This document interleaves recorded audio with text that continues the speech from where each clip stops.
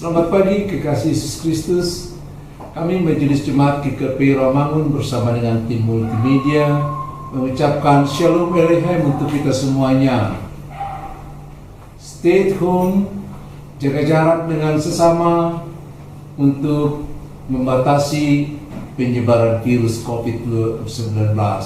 Tapi awas, jarak dengan Tuhan kita harus jaga dengan baik supaya kita ada di dalam Dia dan Dia ada di dalam kita.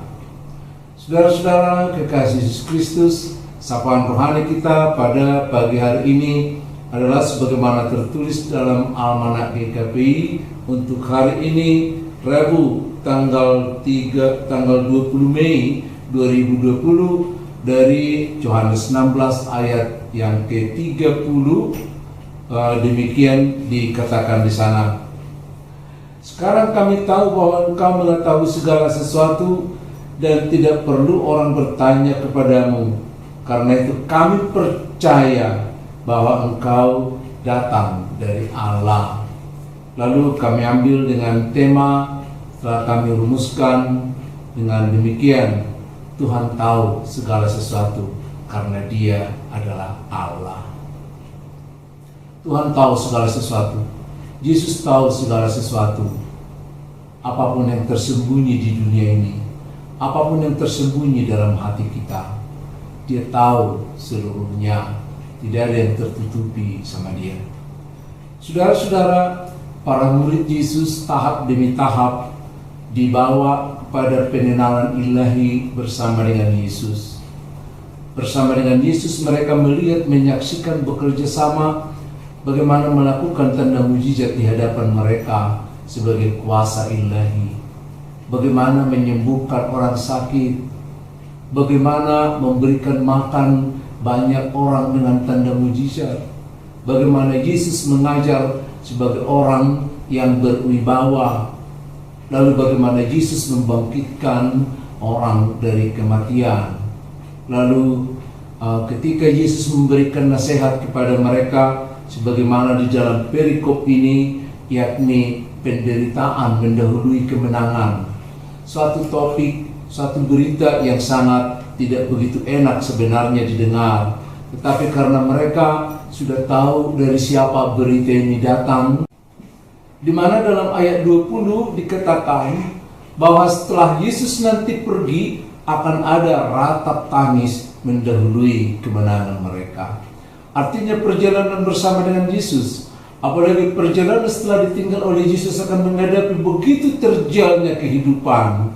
Tapi Yesus mengatakan setelah ratapan itu, setelah penderitaan itu akan ada kemenangan. Oleh karena mereka sudah yakin, sudah percaya bahwa yang mengatakan itu adalah Yesus yang adalah Allah, maka mereka dapat menerima karena mereka tahu Allah itu tahu segala sesuatunya. Maka mereka percaya. Sama seperti kita, kalau kita yakin dan percaya Allah tahu mengenai pergumulan hidup kita, Allah tahu dengan segala sesuatunya, kita akan mendapat sukacita yang luar biasa. Karena penderitaan yang paling sakit juga dalam hidup ini adalah ketika kita memiliki persoalan, ketika ada masalah yang kita lakukan, bahkan mungkin kesalahan kita lakukan, sayang tidak ada orang yang tahu.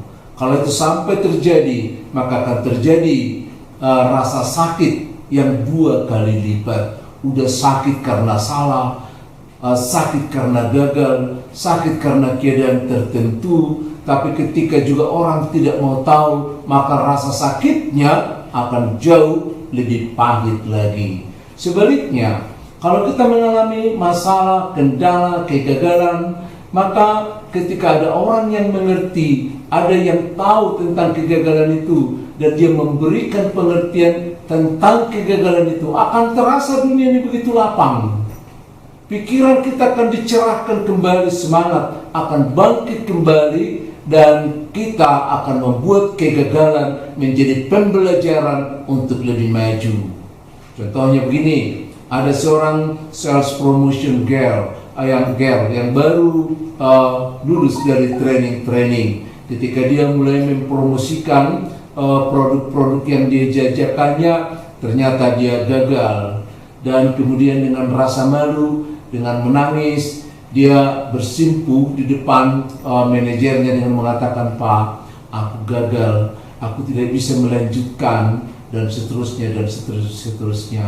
Tapi ketika atasannya itu mulai mengatakan kata-kata yang sangat baik sama dia, dikatakan, "Aku tahu kau kan masih baru mencoba.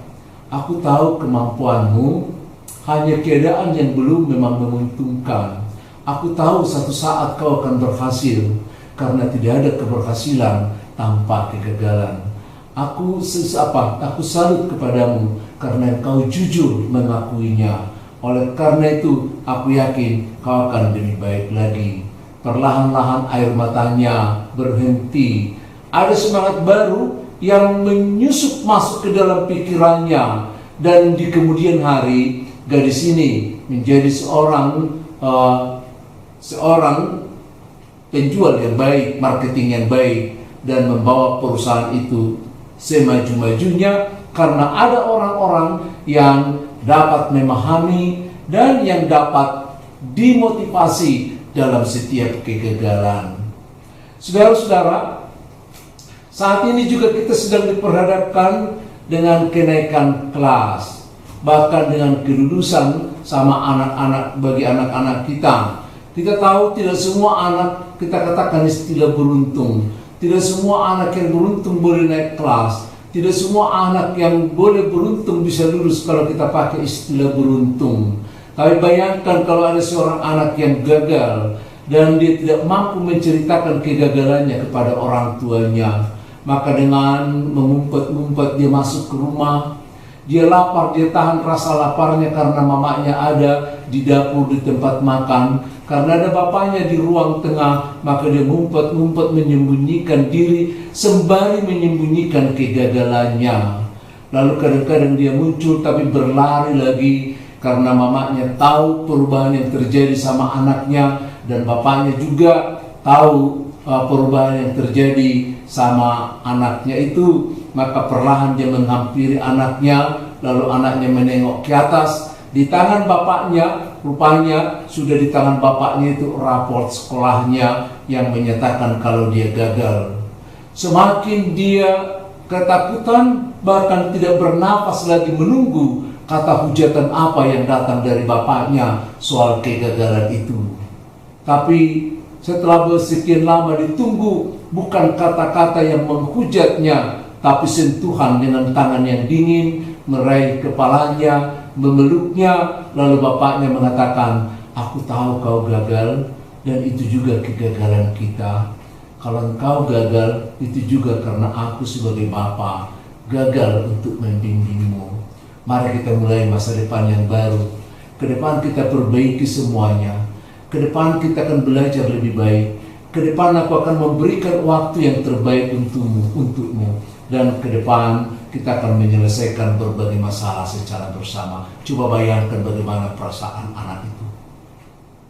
Kalau SPG tadi mendapat semangat yang baru, kalau si anak tadi mendapat semangat yang baru, dan dia mampu memperbaiki segala-galanya karena dia tahu bapaknya tahu persoalannya, dan dia juga sadar bahwa persoalannya itu akan diselesaikan di tangan bapaknya. Coba kalau Yesus mengatakan saat ini kepadamu di Wahyu 2 ayat yang ke-9 dengan mengatakan, "Aku tahu kesusahanmu, aku tahu kesulitanmu." Atau di pasal yang ketiga ayat yang pertama dikatakan, "Aku tahu segala pekerjaanmu, aku tahu ada onak dan duri di situ, aku tahu kau gagal." Ya. Atau di pasal yang ketiga ayat yang ke-8 dikatakan, "Aku tahu kekuatanmu, aku tahu kalau kau tidak mampu menghadapi itu." Oleh karena itu dikatakan di Matius 11 ayat yang ke-28, "Datanglah kepadaku, hai kamu yang letih lesu, hai kamu yang sudah merasa capek, lelah memikirkan masalah. Mari kita sampaikan semua masalah kita dengan pengharapan bahwa Yesus itu adalah Allah yang akan menyelesaikan semua permasalahan. Sebagaimana dalam topik ini mengatakan oleh para muridnya, kami tahu, aku tahu segala sesuatu kau tahu, karena engkau adalah Allah yang datang dari surga. Sama seperti kita, dia telah memanggil kita dalam persekutuan yang kudus. Dia tahu kesulitan kita. Dia tahu kalau dunia yang terkutuk ini akan selalu menjadi ancaman, godaan bagi kita. Maka dia akan memberikan kekuatan kepada kita. Jangan berhenti, dia katakan, datanglah kepadaku, serahkan hidupmu, maka Tuhan akan memperbaiki bukan hanya keadaan, tapi juga memperbaiki diri kita, memberi kekuatan, harapan yang baru. Shalom. Great is your faithfulness.